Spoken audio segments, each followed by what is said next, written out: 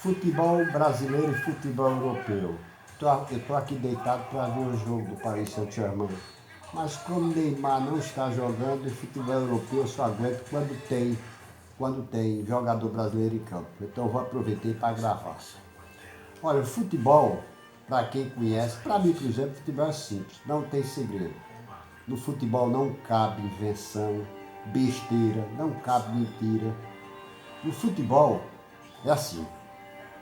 Futebol, o torcedor torce, o dirigente dirige, o treinador treina, o jogador joga, o craque só ele faz o espetáculo futebol ou futebol espetáculo, e os clubes, e só eles, os clubes, são capazes, com suas torcidas, com as paixões que despertam, com suas cores, com seus jogadores, de fazer os campeonatos organizados e, em consequência, de manter o futebol vivo e dos gramados. E os clubes, inclusive, são muito injustiçados, porque eles não ficam com a maior parte das receitas que eles mesmos geram. Os ricos no futebol são a FIFA, as federações, os jogadores, os empresários, que não sustentam um só jogador. Agora, os clubes que sustentam os jogadores, sustentam os preparadores físicos, sustentam as divisões de base, sustentam estádios, sustentam os treinadores, vivem sempre sacrificados, porque a maior parte das receitas que eles mesmos geram, que eles produzem, não fica para eles, fica para a federação, para empresário, para a CBF, sei lá para quem. Mas aí nós temos que pensar em mudar essa história, essa relação futebol-clubes. Mas eu estou dizendo a você que o futebol é simples, não tem segredo. Para mim, por exemplo, não tem segredo. E o futebol, o jogador joga, o treinador treina, o torcedor torce, o dirigente dirige, o craque faz o espetáculo e os clubes fazem os campeonatos e todo o resto é figuração ou enganação. No futebol, inclusive, burrice não tem perdão. Não tem perdão. Ela é severamente castigada e o castigo vem a cavalo. Mas falando sobre o futebol europeu e o futebol brasileiro, sul-americano, todos já ouviram dizer que o futebol brasileiro já não é o mesmo, que o futebol europeu é o melhor futebol do mundo, que o brasileiro já não é o melhor futebol do mundo. Primeiro, quando você disser futebol europeu, você tem que analisar o futebol praticado pelos europeus, que nunca prestou. É um futebol razoável. É um futebol praticado pelos europeus, é razoável. Agora, o futebol praticado pelos times europeus, cheio de craques mundiais, principalmente brasileiro, argentino e uruguai, daí outra coisa. Eu vou dar só um exemplo aqui a você. Joga o futebol, quando você analisar futebol brasileiro, sul-americano e futebol europeu, você tem que dividir. Futebol história do futebol mundial, futebol da Europa e futebol sul-americano. Você tem que dividir assim, antes e depois de 95. Por quê? Porque até 1995, o futebol europeu ele era praticado pelos próprios jogadores da Europa. E levava uma desvantagem tremenda diante do futebol sul-americano, principalmente dos brasileiros. Eu vou dar só um exemplo aqui a você. Até 1995 tinham sido disputados 15 Copas do Mundo. Os sul-americanos ganharam 8, os europeus ganharam 7, os brasileiros ganharam 4, eram os maiores vencedores. Mundial de Clubes, haviam sido disputados 33. Os sul-americanos haviam ganho, sabe quantos? 20. E os europeus ganham apenas 13.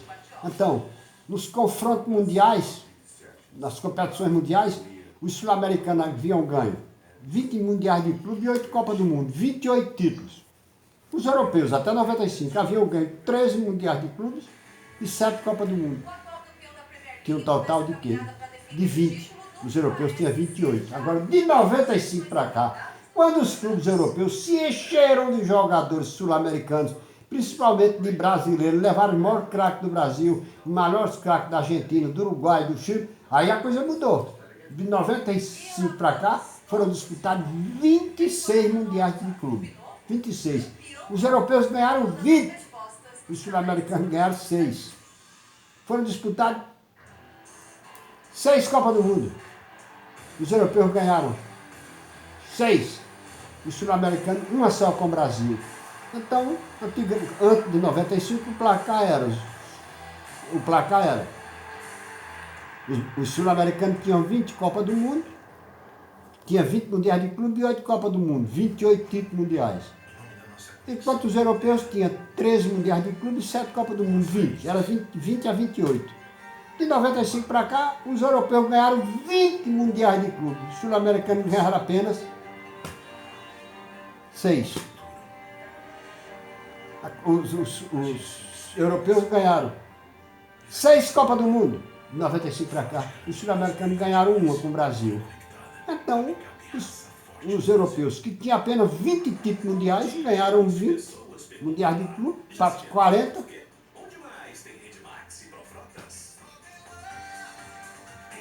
Enquanto os sul-americanos ganharam uma Copa do Mundo e 6 mundiais de clube.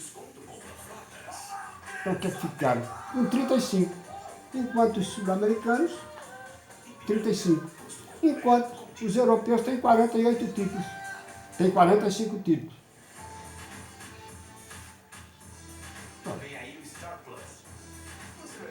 A diferença hoje é que os europeus têm 46 títulos mundiais e os sul-americanos têm 35. Tem 11 títulos a mais. Agora, esses 11 títulos a mais, eles conseguiram com o quê?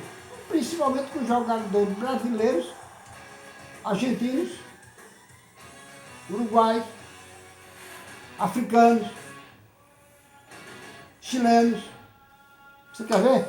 Tirem os jogadores sul-americanos do futebol europeu para ver se o futebol europeu não volta a ser aquele futebol comum que era. Está aqui os números, não tem erro não. Antes de 95, os sul-americanos haviam ganho 28 títulos mundiais, 20 mundiais de clube e 8 Copas do Mundo. Os europeus haviam ganho somente 20 títulos mundiais, 13 mundiais de clube e 7 Copas do Mundo. 20, eram 28 títulos mundiais para os sul-americanos e 20 para os europeus. De lá para cá, os europeus ganharam 26 títulos. 26, ganharam 20 mundiais de clube, 6 Copas do Mundo, passaram para 46. Ganharam 26. Os sul-americanos só ganharam 7 títulos, uma Copa do Mundo e 6 mundiais de clube. Então o placar ficou 46 a 35. 11 títulos a mais para os europeus. Até 95 eles perdiam por 8 títulos. Era 28 a 20. De 95 para cá, com os jogadores sul-americanos, argentinos, brasileiros e tal, eles ganharam, passaram a 46 e nós 35. Tirem os jogadores sul-americanos, mas ainda assim, tirem para ver se o futebol europeu não volta a ser aquele futebol perequeté que era. Mas ainda assim, o maior vencedor do mundo é o futebol brasileiro. Tem 28 títulos mundiais. 28 títulos mundiais. Na Europa, quem mais tem com seus próprios jogadores, tem 8. Tem 8. Segundo colocado é a Argentina, que tem 18. Na Europa não tem nenhum time que chegue nem perto. Não tem nenhum país que chegue nem perto do Brasil. E com toda essa desgraça, o futebol sul-americano, com seus próprios jogadores, sul-americanos com seus próprios jogadores, hoje, eles têm 45 títulos mundiais. Todos os jogos, o futebol sul-americano tem 45 títulos mundiais. 45 títulos mundiais. Tem 45 títulos. São 28 do Brasil, 18 da Argentina, 46, 8 do Uruguai, 54, com 1 do Paraguai, 55 dos seus próprios jogadores. 55 títulos mundiais. Com seus próprios jogadores. Os europeus não tem 40, tem 37. 18 títulos a menos. O futebol sul-americano, a escola sul-americana é infinitamente superior à europeia, principalmente a brasileira é infinitamente superior. Porque quando você fala em escola brasileira ou escola sul-americana, ou escola europeia, você tem que falar nos jogadores, com o futebol praticado pelos jogadores daquele continente. O futebol europeu é o futebol praticado pelos jogadores europeus, e não pelas seleções mundiais. Aí é futebol de time. O futebol do Real Madrid, do Paris Saint-Germain, não é futebol espanhol nem futebol francês. É futebol do Real Madrid e futebol do Paris Saint-Germain. Enquanto no Brasil não. O futebol do Flamengo é o futebol brasileiro, que é praticado por jogadores brasileiros. Todos os títulos dos clubes brasileiros foram conquistados por jogadores brasileiros. Argentino também, Uruguai também. O sul-americano tem 45 títulos mundiais. Os europeus, com seus próprios jogadores e treinadores. Os europeus, com seus próprios jogadores, têm 37. Ainda me vem uma besta quadrada daquelas, vira-lata cego de bola, chamado Rolando Léo Carbono, dizer que o futebol inglês é a maior escola de futebol do mundo e que Neymar deveria jogar lá, porque o futebol inglês iria fazer um bem danado a Neymar. Futebol inglês é um futebol praticado pelos ingleses. Futebol inglês, os ingleses inventaram o futebol em 1863, são 58 anos de futebol. Com seus próprios jogadores ganharam 3 títulos. Uma Copa do Mundo roubada, um Mundial Sub-20 e um Mundial Sub-17. O Brasil, em 100 anos, ganhou 28 títulos, um a cada 4 anos. Os ingleses ganharam um a cada 53 anos, 52 anos e 10 meses. Tem comparação. O que é que Neymar vai aprender no futebol inglês? O que é que o futebol inglês pode ensinar tecnicamente a Neymar? Pode ensinar como ele investir em libra, como ele, o que mais? Namorar talvez com uma princesa daquela, aí tudo bem, para namorar com princesa só na Inglaterra. Mas o que é que pode o futebol inglês a ensinar um craque como Neymar? O que Neymar vai aprender lá, diga? O comportamento dele em campo é exemplar. Fora de campo, não estou pensando nele para ser meu genro. E o comportamento dele é exemplar também, porque um rapaz aos 29 anos de idade fazer uma fortuna de mais de R$1 bilhão como ele tem, e assinar um contrato agora por 5 anos que vai render a ele 2 bilhões, é um gênio. Ele tem um idiota na ESPN, no tal de Marra, disse Neymar, foi um veto, sei lá, um cara da ESPN, Neymar precisa ter crescer fora de campo. O cara com a cabeça do Neymar é um gênio, rapaz, em tudo. Agora os caras têm despeito porque ele fatura as melhores mulheres do mundo. Então, o que é que o futebol inglês vai ensinar? O futebol inglês vai ensinar um jogador como Neymar? Absolutamente nada. E a escola inglesa nunca foi a melhor do mundo, é uma das piores. Aquele futebol bufo-bufo, praticado pelos ingleses. Agora, o futebol inglês de hoje, lotado de jogador brasileiro, argentino, uruguaio, africano, aí é outra coisa. Mesmo jogadores, os melhores jogadores da Bélgica, o melhor jogador da França, o melhor jogador da Itália, aí é outra coisa, mudou tudo. Mas ali não é o futebol inglês, é o futebol mundial dentro da Inglaterra. Mas uma besta como esse Rolando Léo Carmona, esse cara chegou ao ponto de uma vez dizer o seguinte: quando Adriano e Agüero estavam no auge da forma, ele chegou a dizer que Agüero era muito melhor do que Adriano.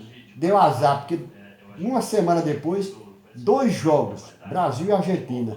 Adriano, nos 2 jogos, fez 4 gols. Agüero foi substituído nos 2. Comparar Agüero com Adriano. O Adriano estava em forma. É brincadeira, é cego de bola. Mas é aquele jogador, sei o que ele disse. Um dia desse estava vendo. O melhor craque, o maior craque do São Paulo é Rigoni. Por isso que o São Paulo está desse jeito aí no Campeonato Brasileiro. Pode até ganhar, mas um argentino de 28 anos que não emplacou em lugar nenhum, ser o melhor jogador de São Paulo, está errado. O melhor jogador de São Paulo é Daniel Alves. O melhor jogador de São Paulo é Daniel Alves. Para mim é Daniel Alves. Eu entendo de futebol. Rigoni. O que é que São Paulo ganhou com o Rigoni? Vá, diga. E o Campeonato Paulista, quando ele não estava? O que é que ele ganhou? Está aí, ó. Quase na zona de rebaixamento. Pode até ganhar o Campeonato Brasileiro, pode ganhar a Libertadores, mas depender de Rigoni, era como o Santos de Soteldo. Ganhou o que o Santos com o Soteldo? Agora veja o Atlético Mineiro com o Hulk. Veja o Atlético Mineiro com o Hulk. Por isso que eu digo que no futebol burrice não tem perdão.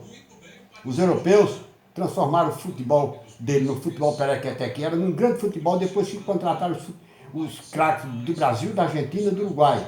O futebol brasileiro fez diferente. O futebol brasileiro vendeu os seus melhores jogadores e trouxe um bocado de refúgio, jogador perequeté de Colômbia, Paraguai, Uruguai, sei de onde. O que sobrou, que não prestava, eles trouxeram para cá. Aí, com conclusão, eles trouxeram para cá os jogadores que não prestavam. Não prestavam, não, refúgio. Os bons foram para a Europa. Aí hoje a dificuldade que o futebol brasileiro tem de ganhar o Mundial de Clubes. Quem é que está dando uma lição de como se fazer. Flamengo tá aí, o Flamengo é o melhor time do Brasil, por quê? Porque em lugar de trazer jogador perequeté de outros países, preferiu repatriar os craques brasileiros, como o Atlético Mineiro está fazendo agora, o Palmeiras fez. Em lugar de ficar se enchendo de argentino, de Uruguai, meia boca, não, vamos trazer os craques brasileiros que não estão acertando lá fora. E trazem. Muito melhor investir. Hulk, tá aí o Hulk, dando show de bola. Não, mas porque é fácil. Não. Porque no futebol brasileiro você tem toda a condição de jogar, porque aqui se joga e se deixa jogar. Por isso que os jogadores, muitas vezes, argentinos chegam aqui e acertam, porque aqui sabe jogar. Quando vão para a Europa não joga nada, porque lá o cara tem que fazer por ele e pelos outros. Aqui não, aqui você joga ao lado de craque. Então, para acabar com essa história, a melhor escola do mundo é o futebol inglês, é o futebol europeu. A melhor escola de futebol do mundo é a escola brasileira, tem 28 títulos mundiais. Segundo é a Argentina com 18. Eles dois têm 46 títulos mundiais.